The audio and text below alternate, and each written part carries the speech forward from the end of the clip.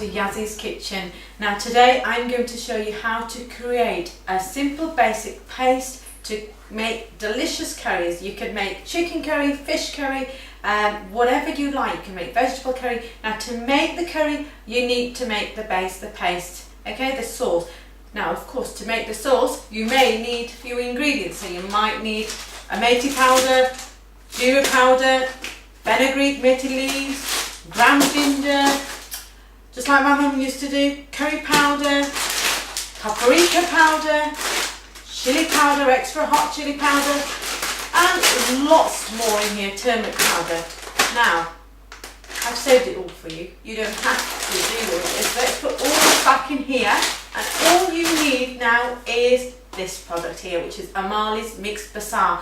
I've done all the work for you, and all you need to do is use a spoonful, teaspoonful of that, 2 teaspoons. That's all you need to create your paste for your curry, for your chicken curry, for your fish curry. Now, you can go out and buy these spices if you want, and you can spend hours and hours of blending the spices. So you can add some oil, some olive oil in there, and blend all the spices, ensuring they're all kind of mixed together. Or you could just go on my website and buy some Amali's Mixed Masala. Right, now let's get on with making the paste. What you'll need for making the paste is basically some onions. So I've already chopped some onions up. You can use a food processor to make life easier for yourself. We don't want chunks of onions, so make sure they're nice finely chopped onions. We've got some garlic and ginger in here, which I've been mashing away. And we've also got some tomatoes. You can have chopped tomatoes or tinned tomatoes, entirely up to yourself, okay? And we need some chilies, some green chilies. If you want it slightly hot, you can add a few extra chilies in there. And we can't forget this. This is the main ingredient. This is what you need. All those spices, all those herbs that I have blended with my own hands and actually made a beautiful spice called Mixed Masala. Now this is just, oh, you can smell all the lovely spices, your chili, your turmeric, your coriander, everything all in one. So you don't need to go to the shops and buy lots of different spices. So we need the Mixed Masala, some salt and some coriander. So are we ready to get the pan going? So we need to fry our onions first. What we need is a little bit of oil in there. Now you can use vegetable oil, olive oil. I'm using olive oil.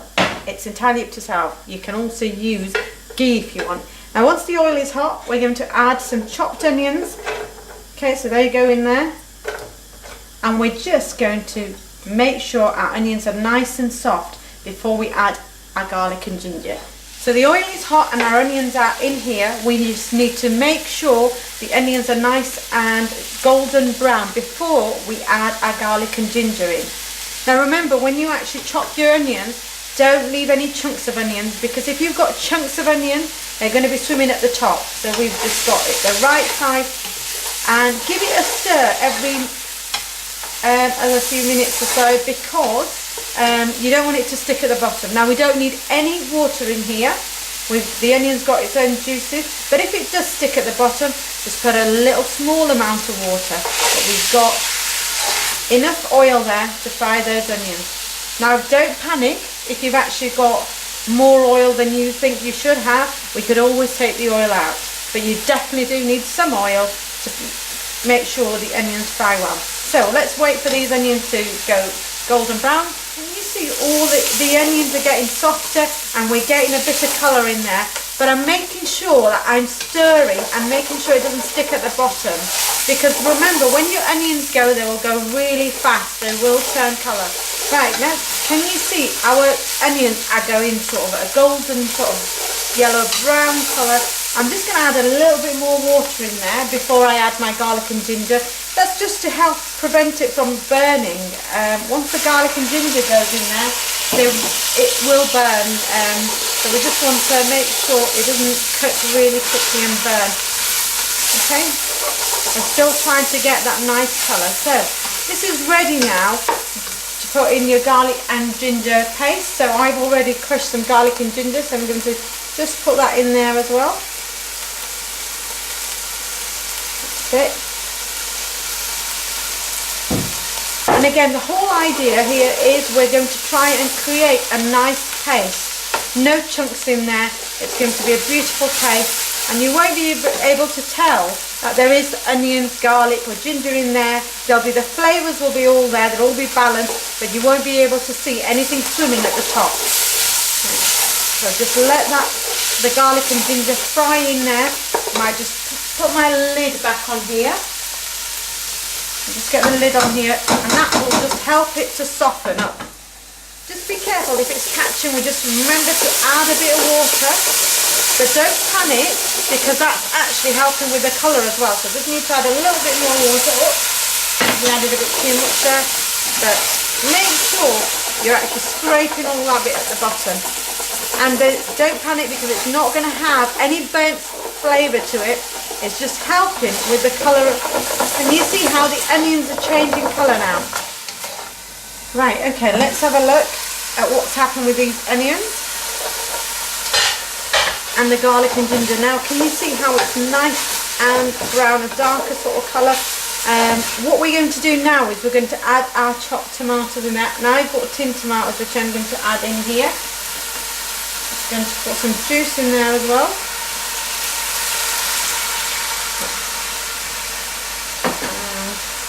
Give it a stir. I might just add some more tomatoes in there, and then what we're going to do is going to leave the lid on there, and then we're going to let that cook. Again, the tomatoes have got to be nice and soft, and the paste you'll see will change colour. So it's sort of a light brown colour, it will go slightly darker, and the tomatoes will just disappear in the paste. So we're going to put our lid back on there. Now if it's sticking, again you've got to remember to stir it. If it sticks, just add a small amount of water again, so that'll help it soften. So we just put the lid back on here.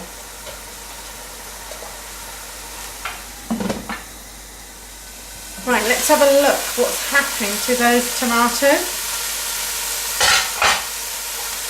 Right, can you see how the tomatoes are now disappearing?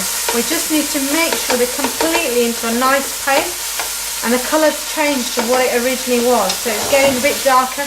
We still need it to go a little bit dark. I want to get rid of all this sort of redness that I can see. And at this stage you can actually use your spoon or something to mash these up. If you're in a rush you can do that, or put it in a food processor. But I'm just going to add a little bit more water because it's catching on the sides. I just want to add a little bit more water and give it a few more minutes to darken the colour. Now it's time to actually put in our Amali mixed masala, the spice that's got all the different spices and herbs in there mixed into one. It's ready. Our onions are all golden brown, the garlic, the ginger, the tomato, and now this is what we need to create our delicious curry. So I'm ready to put this mixed masala into the curry paste. Right, okay, just need to put some more in there and give it a really good stir. Can you see how quickly that colour has just changed? Those spices have helped to change the colour. Now we're going to add some salt in there as well. Sprinkle some salt in. Now again, you can taste this later on after a few minutes or so and see whether it's spicy enough, if you've got the salt balance in the flavours.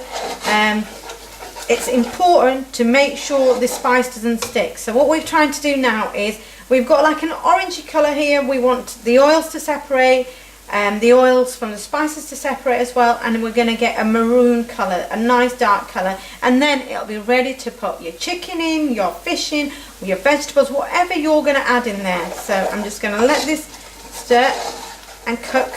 I'm sure the spices are just going to come out and marinate into all the onions and the garlic and the ginger and the tomato. The other thing what we've got to make sure is, if anything, if it does stick, don't worry, just add a little bit of water at a time, just a small amount. So don't add too much, but a small amount of water.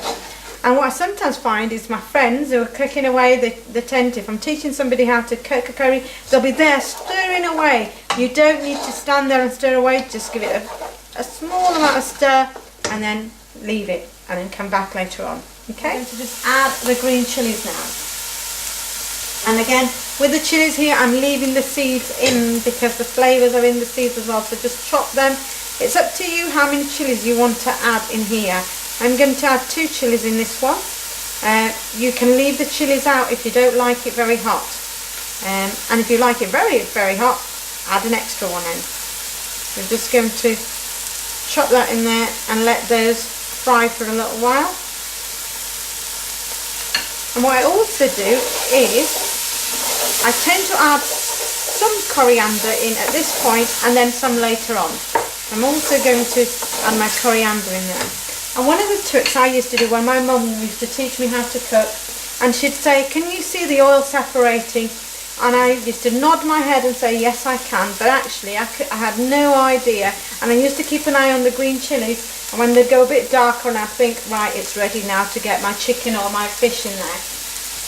But before I do that, I'm just going to add some chopped coriander in there. I'm just going to chop it straight in there, and the flavours, leave the stalks on because there's the flavours in the stalks as well. So really nice chopping those in here. And remember, we're going to add some more coriander later on when the curry's almost done. It's always nice to give that extra flavour at the end as well. That's it.